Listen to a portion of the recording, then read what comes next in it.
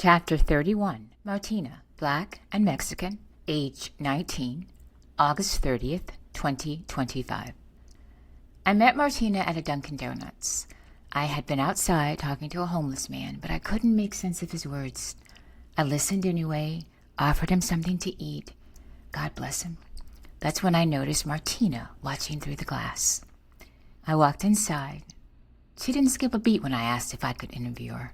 She was waiting on an Uber, so our time was ticking from our first hellos. Pretty, soft-spoken, vulnerable. Still, she had a gravitas about her that drew me in from the beginning. I was curious what it was. 19 years old, born in Miami, raised in Jacksonville, a Terry Parker graduate. She told me she was preparing to move to Chicago. "I'm going to start my real estate classes there," she said. Her father lives there. She'd already spent 2 years in the city. The weather wasn't my favorite, too cold for me, but I liked it. There was just a lot more to do there. I asked where she saw herself in 5 years.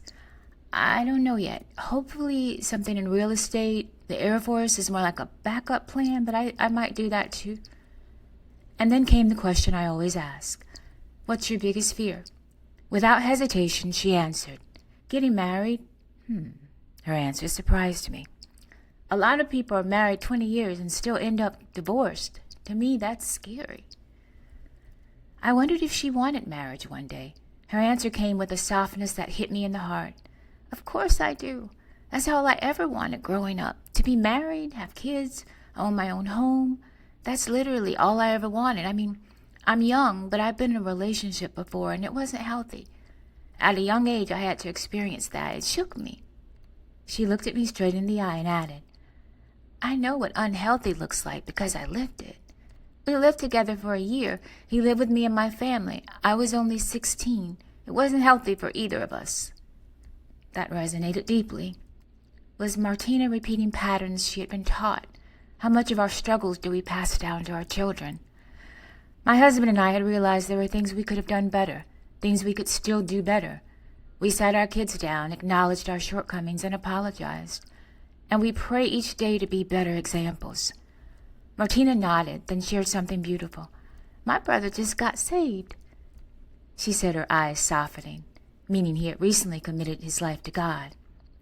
Later, she admitted, "I believe in God, but when I was younger, I went through something really traumatic, and I lost faith for a while. I don't think anyone should have to go through what I went through, but I'm getting back in the Bible again, and seeing my little brother get saved, that means a lot to me." Her words opened the door for me to share what faith has meant in my own story. What carried us in our marriage, I told her, wasn't just a promise I made to my husband, but the promise I made to God. If it had only been to each other, we wouldn't have made it, but it was to God, and that's what kept us. That is what's keeping us.